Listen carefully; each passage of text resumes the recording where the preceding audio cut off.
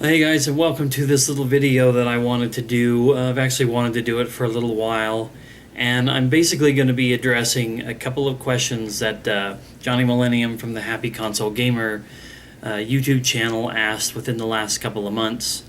And the two questions are there too many game remasters and remakes out in gaming today? And the other question is, are there just too many games in general? Now I want to start with the first question, the remasters slash remakes. I think I have already kind of talked about this once before in a video, so hopefully I'm not about to completely and totally contradict myself in whatever I may have said in that video. But this is my current thought on this particular question.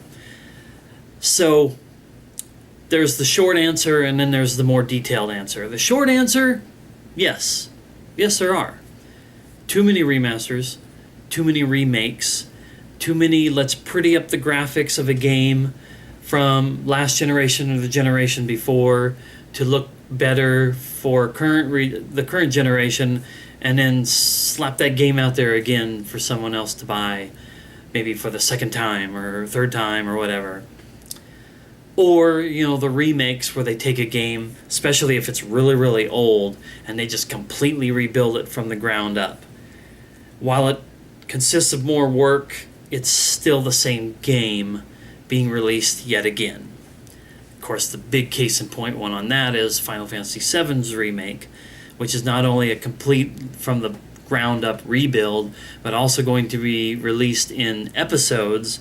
And as of the last time I heard anything about that one, they were stating that it was going to be like full-priced $60 releases in episodes, and who knows how many of these episodes are going to be released.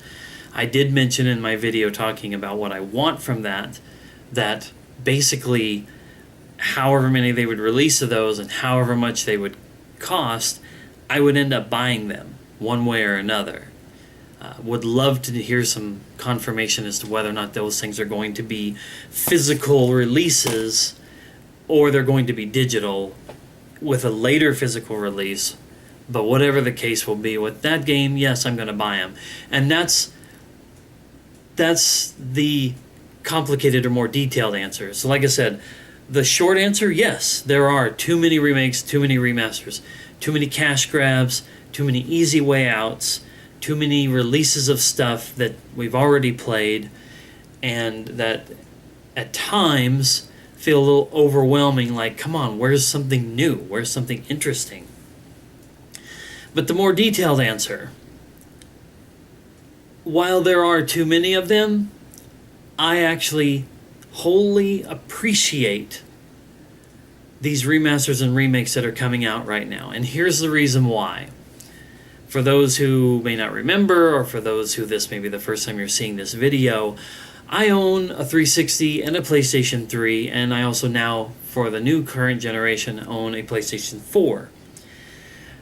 The 360 I bought in 2010, and it became my go-to main console as I transitioned out of the PS2 generation. And with the 360, I was able to, play lots of really awesome games and got into a whole lot of stuff that I really enjoyed, but I'd always kind of been a Sony guy.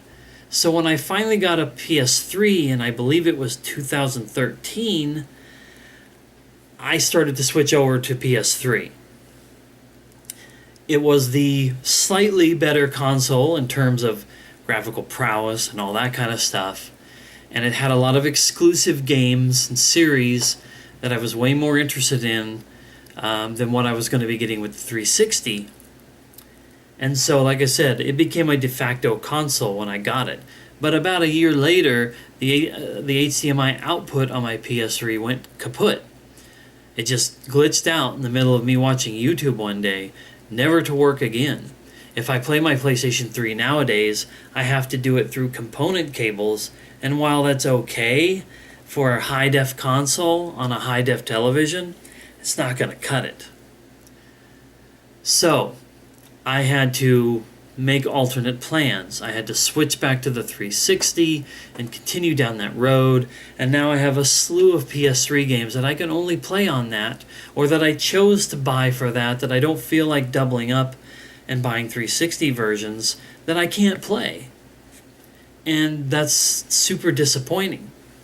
So, when I got my PS4 and I noticed how many remasters and remakes and whatnot were being made that I could buy on the PS4 that I had on PS3 or I skipped because of my PS3's issues, I could now buy those remasters and I would get to play those games that I felt like I was going to be denied until I replaced my PS3.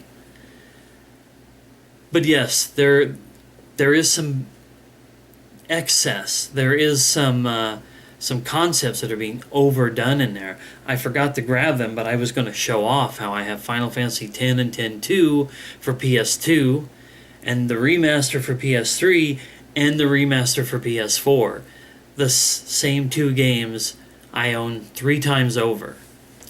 The only way that could be worse is if I own 3 copies of the game for any of those particular consoles, as opposed to at least them being on different consoles. And if I ever want to go and play 10 and 10-2, my best bet at this point is to throw them in the PS4 and play that version. Now, it's annoying when a game that just came out last generation, maybe even just a couple years ago, is re-released for PlayStation 4, Xbox One, yada yada yada. But still, the opportunity to replay a game that I haven't played for a couple of years and to do it in 1080p, 60 frames per second, or whatever standard of high definition excellence these ports have, can be appealing. You've got the Dead Island and Dead Island Riptide Definitive Edition that comes to mind. The soon-to-be-released Batman Return to Arkham, which is Arkham Asylum and Arkham City remastered for the PS4 and Xbox One, even though it's been pushed back from its July date. That's one that I could play on the 360, but I'll enjoy playing it on the PS4 and enjoying the, improved graphics and whatnot. There's also the newly announced BioShock collection.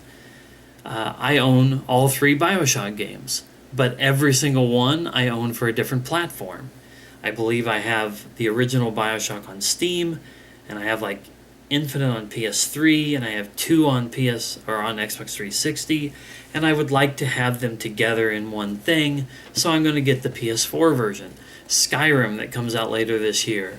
I have it on Xbox 360, but I've never really dabbled on it. I also have it on PC, but my PC is a piece of crap. It's not going to handle a game like that. I'm going to get it for the PS4 with superbly improved graphics and mod support. Why would I say no to something like that? So while I do think there are too many remasters and too many remakes and too many companies trying to take the easy way out to make a quick buck, if it helps them to fund perhaps something new, what can I say? Games are good regardless of what you play them on, and if a game was good 5 years ago, 10 years ago, or 20 years ago, why wouldn't it be good and fun to play it again now on a newer console? Yes, there's too many of them, but I just really can't complain. Now, the other question is, are there just too many games? Now, this one's probably an interesting question because there's a lot of different ways that you could approach it. But I took Johnny's question on this as basically meaning, are there too many options of good games to play at any given time and games being released all the time? When I first saw the video, I thought, no. I really think that 20 years ago, 15 years ago, even 10 years ago, you saw more games out for consoles.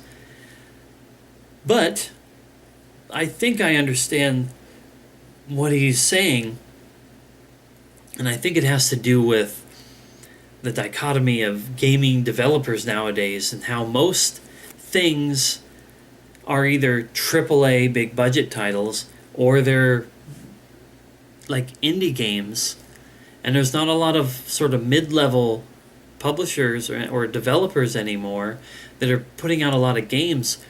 So nowadays when games are coming out, they're like, here's the next Assassin's Creed, and here's the next Dark Souls, and here's the next Final Fantasy game, here's the next GTA game, and here's the next Rockstar game, the next Ubisoft game, the next EA game. It almost always seems like throughout the year there's something big coming out. And also, most people nowadays have got one or two or maybe even all three of the main consoles, and then they have a handheld, and then they have tablets or cell phones for mobile games, and they get big games for all of those platforms nowadays.